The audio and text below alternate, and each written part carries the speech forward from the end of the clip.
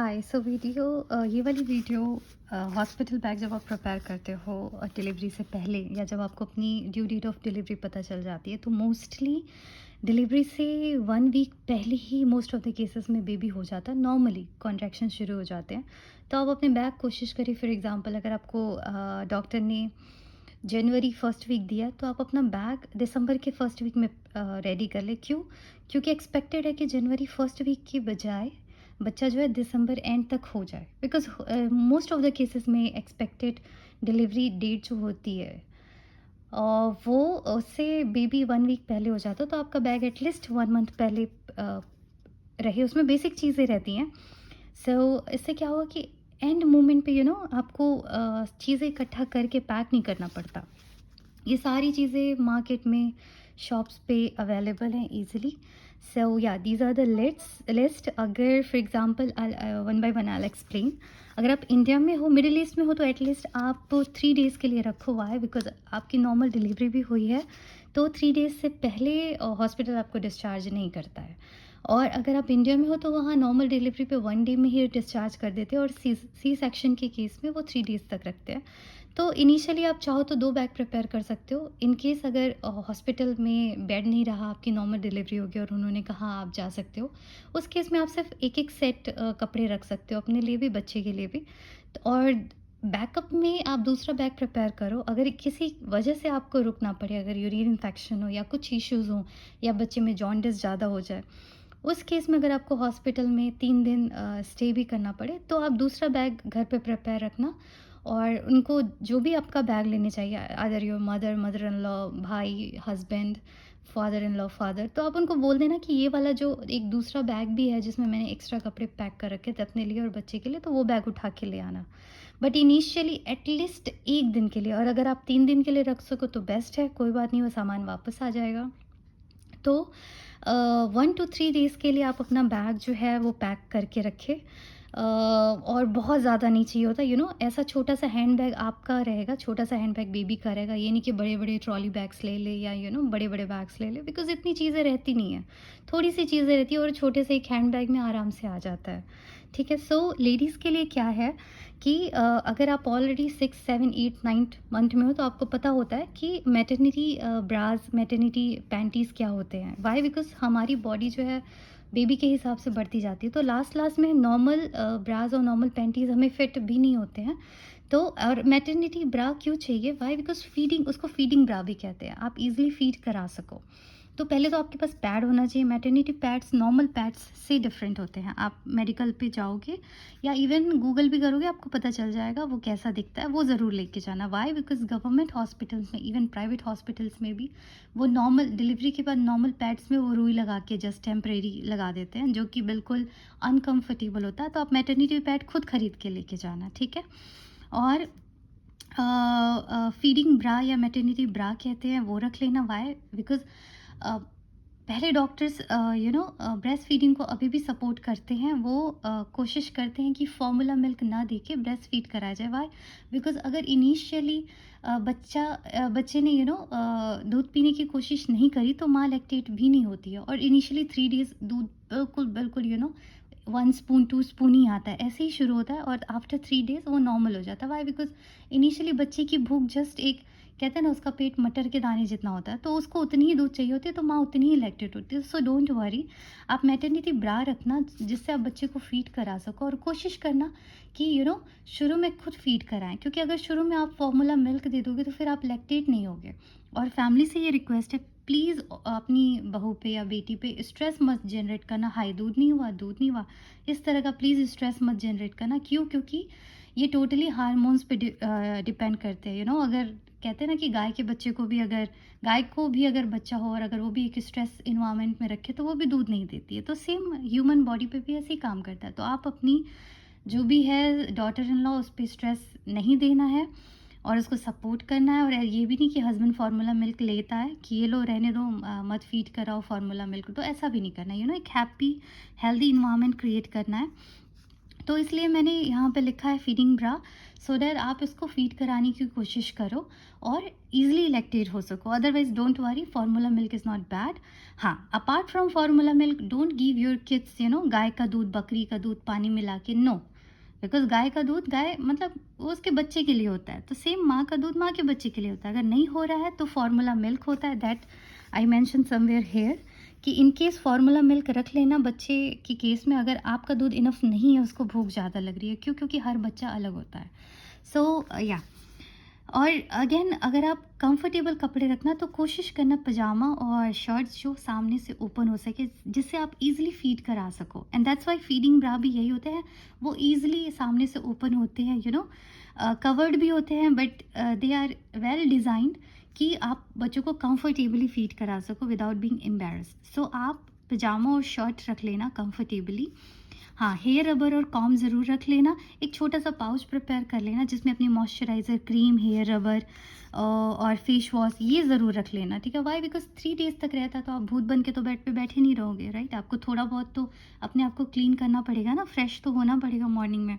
तो अपने लिए एक स्मॉल से सैनिटरी पाउच में comb, hair rubber, moisturiser, cream रख लेना, ठीक है? मोजे रख लेना ज़रूर 3 पेयर्स। वाई? बिकॉज़ काफ़ी ठंड लगती है डिलीवरी के बाद, एसी हो ना हो, मौसम भी चेंज होता है।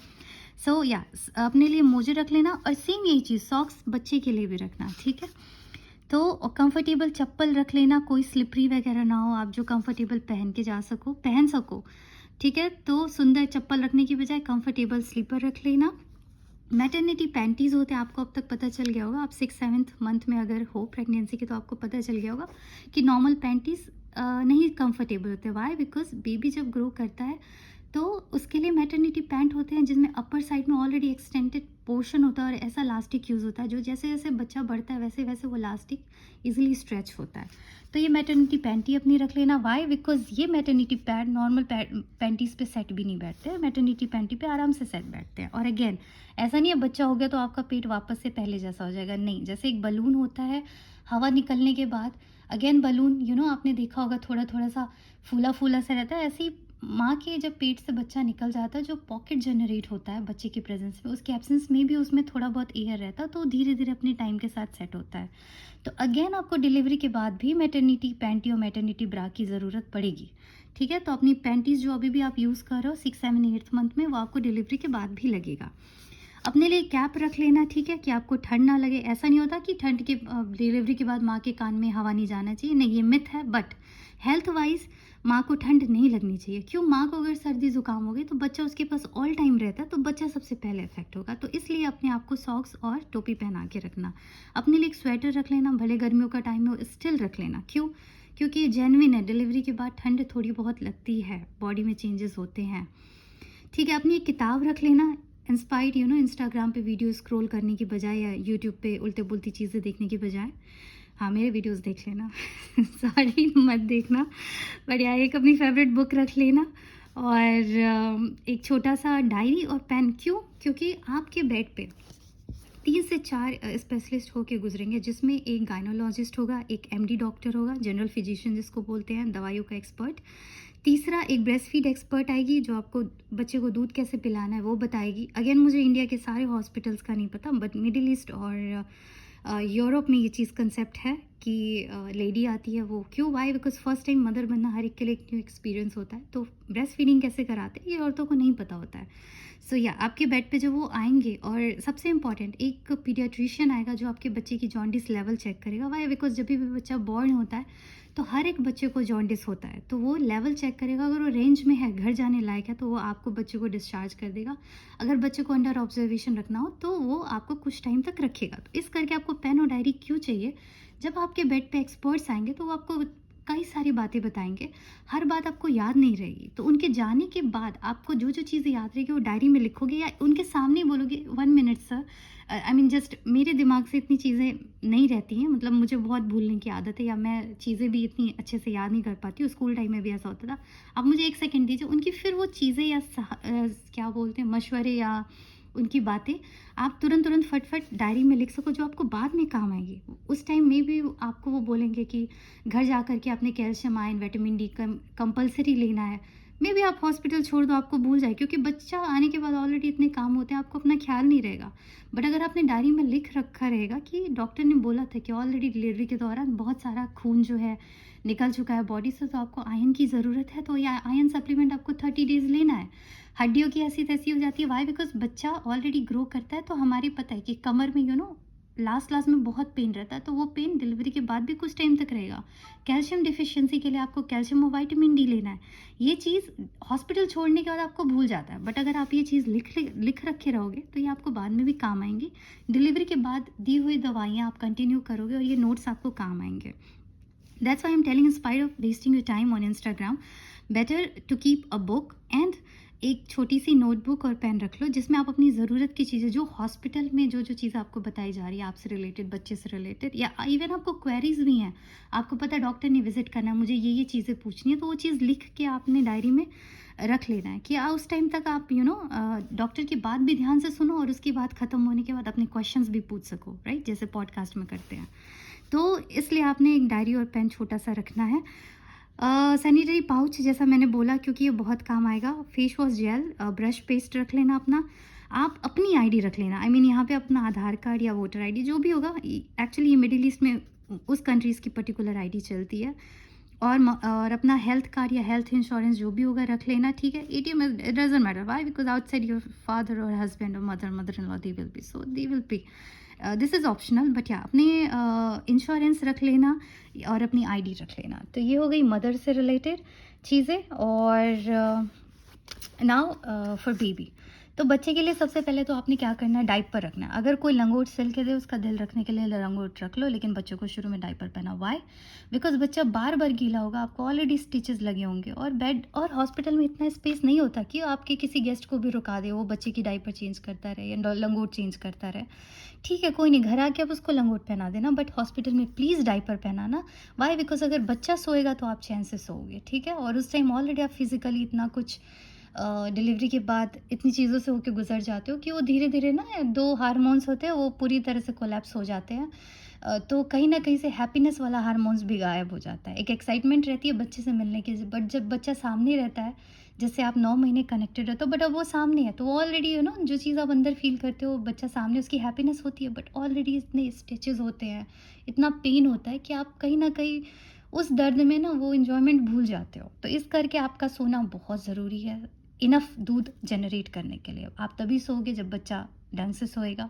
आप उसको डाइपर पहनाओ, चेंज करते रहना हर 4-4 घंटे पे उसका डाइपर, ठीक है। न्यू बॉर्न डाइपर्स आते हैं, ऐसा नहीं कि सबसे छोटा ले लिया, सबसे छोटा कोई माप नहीं होता, न्यू बॉर्न माप होता है, ठीक है। 0 नंबर और न्यू बॉर्न डाइपर्स ले लेना, अच्छे डाइपर लेना, ऐसा सस्ता नहीं ले लेना। एलोवेरास वाले आते हैं डाइपर, मैं नाम नहीं बताऊंगी, why? Because I don't want to promote any particular diaper brand, so आप खुद गूगल कर लेना। वो डाइपर लेना जिसको ऐसा ना हो लगाने के बाद रैश क्रीम की ज़रूरत पड़े। हाँ, बट रैश क्रीम रख लेना। क्यों? बच्चे की स्किन बहुत सेंसिटिव होती है, जब आप वेट वाइप से या इवन टिश्यू से भी उसकी पॉटी क्लीन करते हो तो उसको रैशेज़ आ जाते हैं। तो रैश क्रीम मैंने आगे कहीं तो भी लिखा है, तो आप वो, हाँ ये रहा, ठीक है। तो आपने न्यू बॉर्न डाइपर ज़रूर रखना है, ठीक है। कम से कम 20 पीस तो रख लो, क्यों? क्योंकि हर 4-4 घंटे पे एक डाइपर चाहिए होता है इन जनरल, ठीक है। और न्यू बॉर्न क्लॉथ्स रख लेना, कोशिश करना कोई second hand Facebook market place पे बेचता रहेगा तो उससे ख़रीद लेना। वाई? बिकॉज आजकल पुराने रिलेटिव्स भी नहीं चाहते अपने बच्चों के कपड़े देना, क्योंकि वो अपने खुद नेक्स्ट बच्चों के लिए संभाल के रखते हैं। So I don't know whether you will get the already old clothes और not for your newborn baby. Otherwise आप कहीं से सेकेंड हैंड परचेज कर लो, या फिर कोई सॉफ्ट सा सस्ता सा कपड़ा ले लेना, उसको वॉश कर लेना जिससे कि वो ऑलरेडी सॉफ्ट हो जाए, बच्चे की स्किन को ज़्यादा अनकंफर्टेबल ना फील कर सके। कंफर्टेबली बच्चे के लिए 5 कपड़े ले लेना। वाई? अदरवाइज़ जब मेरा बेबी हुआ था तो उन्होंने सिंपल टॉवल में फोल्ड करके दे दिया था। देन मैंने कहा इसको कपड़े पहना दो, दे टोल्ड कि कपड़े लाए हो आप? मैंने कहा यस, तो मैंने उनको दे दिया। तो फिर सिस्टर्स ने मेरे बेबी को कपड़े पहना दिए, उसके बाद मैंने उसके कपड़े चेंज करे। तो एटलीस्ट सुबह शाम करके 5 कपड़े का सेट रख लेना। उसके साथ बच्चों का कैप रख लेना, एक कैप, मोजा रख लेना, बहुत ज़रूरी होता है, क्योंकि छोटे बच्चों को ठंड बहुत लगती है। तो इसका ये नहीं मतलब है उनको कई लेयर रजाइयों में पैक कर दे या फिर उनको कई लेयर स्वेटर पहना दे, नहीं। बेसिकली जो ठंड लगती है उनको हाथ से, पैर से, सर और कान से लगती है, तो ये मोजा पहना देना। मिटन्स होते हैं छोटे छोटे, मिटन्स हाथ में पहना देना। तो सॉक्स ले लेना, एक कैप ले लेना। वैसे तो हॉस्पिटल वाले खुद बच्चे को कैप पहना के भेजते हैं, बट स्टिल आप एक कंफर्टेबली कैप ले लेना। कहीं तो लिखा है मैंने, ये रहा कैप। ठीक है, आपने मिटन्स भी लेने हैं, आपने बच्चे के लिए सॉक्स भी लेने हैं। Again socks new born socks होता है अप टू 6 मंथ, वो आप देख लेना। और बच्चे के लिए कपड़े ले लेना, पुराने मिले तो बड़ी अच्छी बात है, नए भी रहे तो उसको धो करके एक बार साफ़ कर लेना, धूप में सुखा देना कि वो सॉफ्ट हो जाए, थोड़ा उसमें से जो उनकी टफनेस होती है वो निकल जाए। होजरी काइंड ऑफ पर्टिकुलर कपड़ा होता है जो कि काफ़ी सॉफ्ट होता है बच्चों के लिए, तो आप वो ले लेना। बनियान ले लेना, अगेन न्यू बॉर्न बनियान बच्चों के आते हैं, ये ज़रूर से ले लेना। ठीक है, स्वेटर्स इतनी ज़रूरी नहीं है जितना बच्चे के लिए बनियान ज़रूरी है। हाँ, अगर बच्चा ठंडियों में हो रहा है तो यस, कंफर्टेबली स्वेटर्स ले लेना। अगेन स्वेटर्स वैसे मत लेना जिसको में बच्चे का सर बड़ी तकलीफ से आए, आप खींच खींच के उसको स्वेटर पहनाओ, ऐसा स्वेटर मत लेना। बेहतर हो फ्रंट से ओपन होने वाले बटन वाले स्वेटर लेना कि बच्चे के शरीर को इतना त्रास ना हो। तो बच्चे का बनियान ज़रूर ले लेना, मिलता है। ठीक है, मोजा मैंने बोल दिया, वो भी ले लेना, 3 सेट एटलीस्ट। नेल कटर ले लेना। क्यों नेल कटर मैं बोल रही हूँ, वाई, बिकॉज कभी कभी जब मदर्स फॉलिक एसिड और डीएचए खाते हैं तो बच्चों के हेयर ग्रोथ और नेल बहुत बढ़ जाते हैं। जब बच्चा 40 वीक्स कंप्लीट कर लेता है, 39 वीक्स कंप्लीट कर लेता है, तो एकदम मेच्योर बेबी हो जाता है, उसकी हड्डियाँ अच्छे से बन जाती है, बाल अच्छे से बन जाते हैं, बट नाखून कभी कभी बहुत बड़े रहते हैं। और हर कोई अगर मिटन्स नहीं भी पहना पाए, इवन पहनाओ तो भी स्टिल, जैसे मेरे बच्चे ने अपना मुंह थोड़ी देर में नोच करके पूरा लाल कर लिया था। क्यों? क्योंकि उसके नेल बहुत बड़े थे। जब मैंने सिस्टर से मांगा, सिस्टर नेल कटर दे दो, कहती मेरे पास नहीं है, you should bring your nail cutter. हाँ, तो देन आई रियलाइज कि मेरे बच्चे के नाखून इतने ज़्यादा बड़े थे, मतलब मेरे अब ये नाखून कुछ नहीं है, इससे भी बढ़ा लो, उसके नाखून इतने बड़े थे कि उसने थोड़ी देर में अपना ही मुंह नोच लिया था। क्योंकि बच्चों की आदत होती है, वो अंगड़ाई लेते हैं या जब दूध ढूंढते हैं तो अपनी उंगली अपने मुंह में डालते हैं, तो उनको पता नहीं चलता कि मुंह किधर है, तो उस चक्कर में खुद को थोड़ा बहुत डैमेज कर लेते हैं। तो आप नेल कटर रखना। अगेन बच्चों का नेल कटर कैसे होता है, कैंची की तरह होता है। आप देखोगे ना, छोटा सा कैंची होगा, वो ले, ऐसा नहीं कि अपने नेल कटर से नाखून कट करना, या जो हमारे नेल कटर होते हैं वैसे ही छोटा लेके आओ बच्चे का, कतई नहीं। बच्चे का पर्टिकुलरली कैंची की तरह नेल कटर होता है, सिर्फ और सिर्फ वही यूज़ करना। आज मेरे बच्चे 2 और 3 साल के हैं, स्टिल मैं वही कैंची वाला नेल कटर यूज़ करती हूँ। मैं जो हमारे टाइप के नेल कटर होते हैं, इवन अगर वो छोटे भी रहे, स्टिल मैं नहीं यूज़ करती। तो आप सिर्फ और सिर्फ वही वाले नेल कटर लेना। फार्मूला मिल्क ले लेना। क्यों? क्योंकि कभी कभी इनफ मिल्क मम्मा को नहीं होता है, इस केस में आप फार्मूला मिल्क ले लेना। अप टू 6 मंथ आता है, एक नंबर आता है। अगेन इसमें कुछ एक 419 या 410 रुपए का आता है। बहुत अच्छा ब्रांड और बहुत हाई फाई 800 या 900 रुपए वाले लेने की ज़रूरत नहीं है। क्यों? क्योंकि बेसिकली उसका काम होता है बच्चे को ज़रूरत की न्यूट्रिशन प्रोवाइड करना, जो कि फार्मूला मिल्क 300-400 रुपए तक की रेंज का आता है, वो भी वही चीज़ करता है जो 800-1200 वाले करते हैं। तो छोटे से बेबी को इतना कुछ नहीं चाहिए होता है, डीएचए वगैरह, जो कि बाकी महंगे वाले ऐड करते जाते हैं न्यूट्रिशन, सो उसकी प्राइस बढ़ाते जाते हैं। तो आपने सिंपल सा फार्मूला मिल्क ले लेना है, और सिंपल बट स्टिल अच्छा। ठीक है, अगेन मैं ब्रांड नहीं बोलूँगी, आप गूगल कर लो।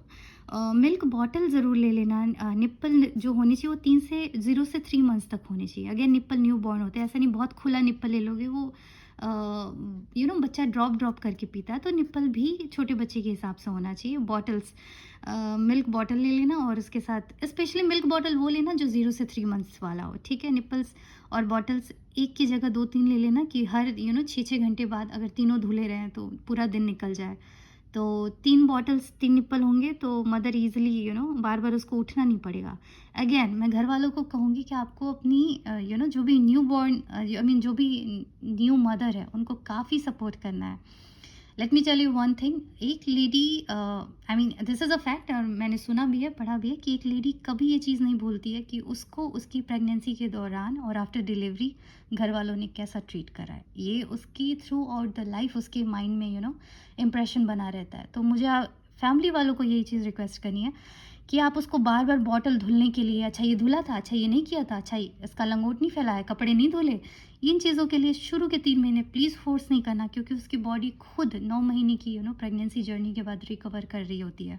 तो आपने पूरा सपोर्ट करना है। आप उसको बार बार उठाओगे नहीं, दूध गर्म करने के लिए उठ जा, ठंडा दूध पिलाएगी बच्चे को, कोसा कर, इसको गर्म कर, इन चीज़ों के लिए प्लीज़ बार बार उसको मत उठाना, क्योंकि जब स्टिचेस लगे होते हैं ना तो वो धीरे धीरे हील होता है। आप जितना उस चीज़ को हिलाते हो, जैसे पेड़ है, आप उसकी जड़ों को बार बार उठा उठा के हिलाते रहोगे तो वो जड़ें नहीं पकड़ेंगी। ऐसे ही आप उस लेडी को बार बार उठाओगे हर छोटे छोटे काम के लिए, तो उसकी स्टिचिंग जो है वो जल्दी रिकवर नहीं होगी। और उसको आपको as a being mother in law mother पता होना चाहिए कि ये प्रोसेस टोटल डिलीवरी का कितना पेनफुल होता है। आफ्टर डिलीवरी भी वो औरतें कितनी तकलीफ़ में होती हैं। At least that's why I am telling, at least 1 से 3 महीने आपने उसको ज़्यादा वो नहीं करना है, ठीक है? थोड़ा ठंडा दूध भी बच्चा पी लेगा, उसको कुछ नहीं होने वाला। रूम टेम्परेचर वाला दूध भी कुछ एकदम बिल्कुल ठीक होता है। तो अब बार-बार दूध गर्म करने के लिए नहीं उठाना है, बार-बार उसको बॉटल्स धोने के लिए नहीं उठाना है। इस करके ऑलरेडी 3 बॉटल्स और 3 निप्पल्स लेके रखना, जिससे 6-6 घंटे तक वो तीनों चल जाए, और फिर शाम को एक बार और धो देना, जिससे पूरी रात निकल जाए, ठीक है? तो एटलीस्ट ये मिल्क बॉटल और निप्पल आप रख लेना। बहुत हो आपको चाहिए कि हमेशा एक बार अगर पानी गर्म कर लिया दिन भर में, तो उसमें ही बार-बार अगर फ़ॉर्मूला मिल्क बनाया, स्टिल इट्स अ सेफ। आपको हर बार उठ के पानी गुनगुना करने की ज़रूरत नहीं है। एक बार गर्म करके रख लो बस बॉटल में, और उससे ही बार-बार दूध बनाते रहो, ठीक है? ये हो गया बच्चे के बॉटल और निप्पल से रिलेटेड चीज़ें। एंड देन एक स्मॉल सा टॉवल रख लेना बच्चे के लिए। क्यों? क्योंकि हॉस्पिटल में चाहिए होता है आपको, चाहे वो बच्चा आपके बाजू में लिटा है, या मेरे केस में तो एक छोटा सा पालने टाइप का था, मेरे ही बाजू में रखा था, उसमें बच्चे को लिटाया था। अगेन मैट्रेस को सॉफ्ट करने के लिए मैंने एक ब्लैंकेट बिछाया था, और अपने बच्चे को कवर करने के लिए एक ब्लैंकेट रखा था। तो एटलीस्ट 2 छोटे-छोटे ब्लैंकेट रख लेना, नहीं तो एटलीस्ट एक टॉवल और एक ब्लैंकेट ज़रूर रख लेना, कि नीचे एक सॉफ्ट सरफेस बिछा सको कि बच्चा नीचे से भी गर्म रहे, और ऊपर आप ब्लैंकेट हल्का सा डाल देना, ठीक है? बच्चे को ब्लैंकेट डालते हुए एकदम ऐसा नहीं कि उसके शोल्डर तक ब्लैंकेट पहना दो, नहीं। क्यों? इस केस में बच्चा हाथ पैर मारेगा, हाथ भी मारेगा, तो ब्लैंकेट उसकी फेस तक आएगा, और उसको इतना ज्ञान नहीं होता है। 6 मंथ के बच्चे हेल्पलेस होते हैं कि वो ब्लैंकेट अपने फेस से हटा सके। तो कभी भी बच्चे को ब्लैंकेट उठाना मतलब कवर करना, तो हमेशा उसके दोनों हाथ बाहर रहने चाहिए, ठीक है? जिससे वो अपना हाथ मूव भी करे तो ब्लैंकेट उसके फेस पे ना आए। वाई? बिकॉज आप ऑल टाइम 24 आवर्स तो जग के बच्चों को देख नहीं सकते हो ना, ब्लैंकेट उसके फेस पे आ रहा है नहीं आ रहा है। इस करके ब्लैंकेट एक होना चाहिए, बट वो बच्चे के हाथ बाहर होने चाहिए। या फिर आप सीख लो कि बच्चे को कंफर्टेबली रैप कैसे करते हैं। आपको फ़ोटोज़ मिल जाएंगे, बहुत सिंपल है। तो कम्प्लीटली बच्चे को आप बेबी ब्लैंकेट में रैप भी कर सकते हो। तो ये हो गया, एक ब्लैंकेट और एक टॉवल रख लेना, बच्चे के लिए कैप रख लेना, मिटन्स रख लेना कि उसके हाथ ना ठंडे रहे, और नाखून बढ़ भी गया तो खुद को हार्म ना करे। दोनों केसेस में मिटन्स रख लेना। रैश क्रीम रख लेना, कोई भी बेबी रैश क्रीम ले रख लेना। बेबी वेट वाइप्स रख लेना, जो कि पैराफिन या केमिकल या फ्रेगनेंस फ्री रहे। बेसिकली ये वाटर बेस्ड रखना, ठीक है? ऐसा नहीं कि कोई खुशबू वाला जिस पे गुलाब बने हो, तो ऐसी चीज़ें नहीं होनी चाहिए। 3 चीज़ें देख लेना, वो पैराफिन फ्री हो, वो खुशबू वाला ना हो, फ्रेगनेंस फ्री हो, और वो वाटर बेस्ड हो, ठीक है? उसके बाद ड्राई टिश्यू रख लेना, और फेशियल टिश्यू बोलते हैं जिससे हाथ साफ़ करते हैं। हाँ, मतलब जो रेस्टोरेंट में मिलते हैं वो तो रफ़ होते हैं, बट फेशियल टिश्यू सॉफ्ट होते हैं, वो रख लेना। उससे बच्चे को पॉटी वगैरह वाली जगह ड्राई करने के लिए। अगेन छोटे बच्चा है तो ज़रूरी नहीं है कि आप उसकी ज़बरदस्ती मालिश करो 40 डेज़ तक या 1 मंथ तक, और ज़बरदस्ती उसको नहलाओ। इट डज़न्ट, छोटे बच्चों को इतनी ज़रूरत नहीं होती। अनटिल अनलेस आप उसके ऊपर तेल ना रखो, आप तेल उसके सर पे रखोगे तो फिर उसका स्कैल्प गंदा होगा, फिर आपको स्मेल आएगी, तो फिर उसको नहलाना पड़ेगा। अदरवाइज़ आप सिंपल से हल्का गुनगुना या गर्म पानी में टॉवल भिगा के या कपड़ा भिगा के जस्ट उसका शरीर भी पोंछ दो, बहुत है, ठीक है? तो आपने शुरू-शुरू में ऐसा नहीं है कि बच्चे का माथा दबाना है, चपटा करना है, गोल करना है, नाक खींचनी है, या ज़बरदस्ती उसके सर पे तेल डालना है, आँखों में काजल डालना है, कान में तेल डालना है, नाक में तेल डालना है। प्लीज़ ये सारी चीज़ें मत करना, ये सारी स्टूपिड चीज़ें हैं, ये इनसे कोई फ़र्क नहीं पड़ता है, राइट? तो ये सारी चीज़ें मत करना। अगेन कई लोग पर्टिकुलर पिलो बना के देते हैं, ये पिलो पे सुला, ये पिलो पे सुला, बच्चे का सर गोल रहेगा, चौकोर रहेगा। अनटिल अनलेस आपका जो मैट्रेस है वो बहुत ज़्यादा हार्ड ना हो, तो बच्चे का सर पीछे से वो नहीं होगा। गद्दे के मोटे-मोटे कई सालों तक टाइट हुए मैट्रेस होते हैं, जिसकी वजह से बच्चे का हेड जो है पीछे से फ्लैट हो जाता है। अदरवाइज़ अगर आप कंफर्टेबली मैट्रेस पे बच्चे को सुलाओगे, तो आपको किसी भी टाइप की पिलो की ज़रूरत नहीं है, ठीक है? तो ये सारी लिस्ट हो गई। हाँ, अगेन बेबी की all previous ultrasound, I mean आपकी प्रीवियस ऑल अल्ट्रासाउंड जो आपने इनिशियली कराई थी, सबसे पहले वाला आपने जो एनटीएनपी स्कैन कराया था, जो 3 मंथ्स में था, जो 6 वीक्स में जो आपने हार्ट बीट वाला अल्ट्रासाउंड कराया था, जिससे पता चला था सिंगल फिटस है या जुड़वा बच्चे हैं। उसके बाद जो आपने ड्यूअल मार्कर टेस्ट कराया था, जिससे पता चला बेबी डाउन सिंड्रोम तो नहीं है, वो रिपोर्ट हो गई। 5th मंथ का अल्ट्रासाउंड, जिसको सेकेंड लेवल ऑफ अल्ट्रासाउंड कहते हैं। देन 7th या 8th मंथ का अल्ट्रासाउंड, जिसको 3rd लेवल अल्ट्रासाउंड या फुल डेवलपमेंट अल्ट्रासाउंड कहते हैं। वो अल्ट्रासाउंड रखनी है, तो ये सारी चीज़ें आपने रखनी है, राइट? अपनी all previous reports and ultrasounds, या this is a list. I hope ये हेल्पफुल हो।